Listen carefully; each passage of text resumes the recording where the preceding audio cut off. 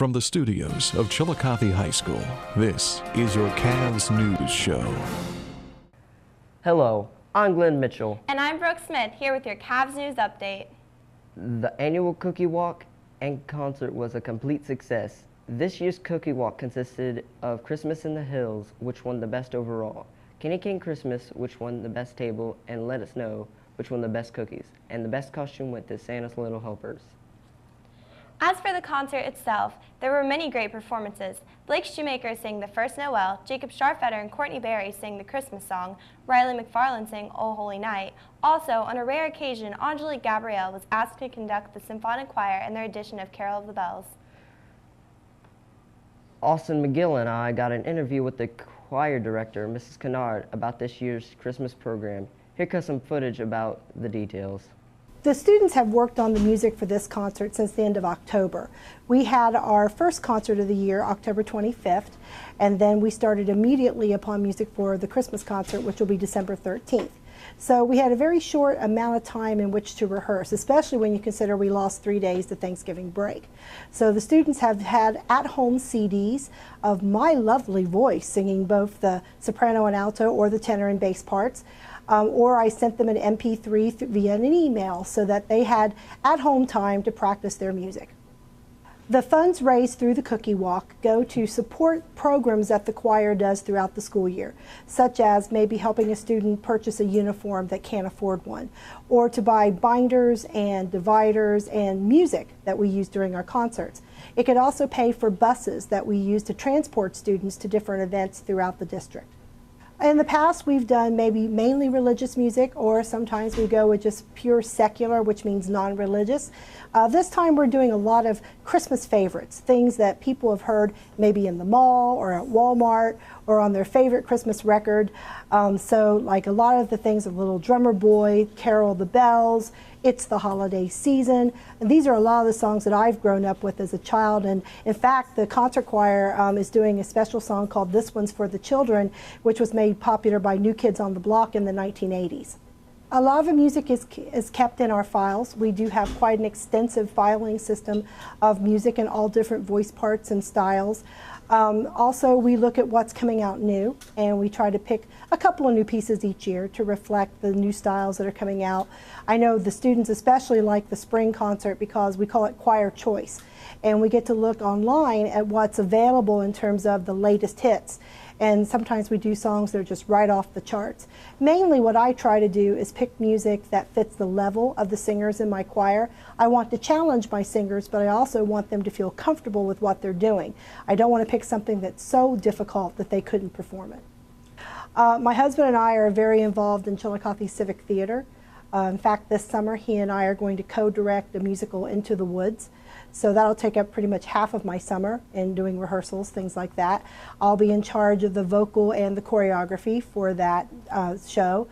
Sometimes I play for local churches. If someone needs a soloist, I'll sing. But we keep ourselves pretty busy outside of school as well. The choir does take tours. Later on in December, the symphonic choir will do what we call our annual caroling blitz, where we'll just jump on a bus in our uniforms and we'll stop at every elementary, over to the middle school, to Western, to the 6th grade, maybe to Bishop Fleget or Pioneer, and we just walk around and we carol. We don't take a piano or anything with us. We just do all of our music. The musical term is a cappella, which means without any instrumental accompaniment at all. The Cavalites in January will take a children's tour where they'll take the music from the Muppet Show, which was their fall show, and they'll perform it for the elementaries. And then if big tours like the Disney trip that we took last June happen every 4 years. I think that in lieu of the current fiscal crisis that our district is in, music is a valuable part of the curriculum, and we would like the people of Chillicothe to remember that the arts are extremely important in a child's growth. In other news, CHS basketball teams, freshmen, JV, and varsity all won their games last Friday. Here's AJ Carver with your CAVS News Sports Update. Thanks, Brooke. Chillicothe boys and girls bowling teams won against Fisher Catholic on Monday night at Tiki Lanes in Lancaster. The boys won 22-42 to 20-97, and the girls won 17-47 to 14-39. Boys basketball won their first game of the regular season against Jackson 67 36. Zach Johnson led the Cavaliers in scoring with 21 points, and Tommy Boldy and Pierce Nisley combined for 28 points. Chillicothe's wrestling team placed 4th in the Jackson Invitational this past Saturday. That's all for this week. I'm AJ Carver with your Cavalier Sports. We here at CHS would now like to express our condolences at the lives lost at Sandy Hook Elementary. The actions made by this one cowardly man have affected the entire nation as a whole, and this horrible tragedy will never be forgotten. We will keep the families and the people affected by this tragedy in all of our prayers. In order to end this segment on more of a seasonal note, here's some footage from the recent Holiday Orchestra's concert performed by the CMS and CHS orchestras led by Karen Moore.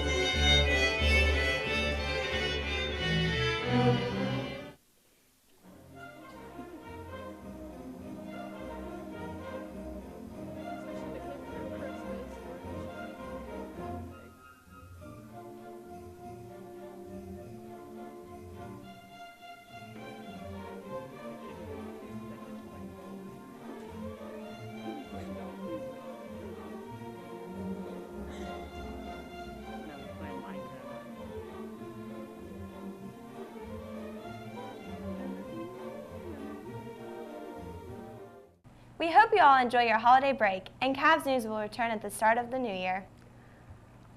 Until 2013, I'm Glenn Mitchell. And I'm Brooke Smith. Have a wonderful holiday, Chillicothe.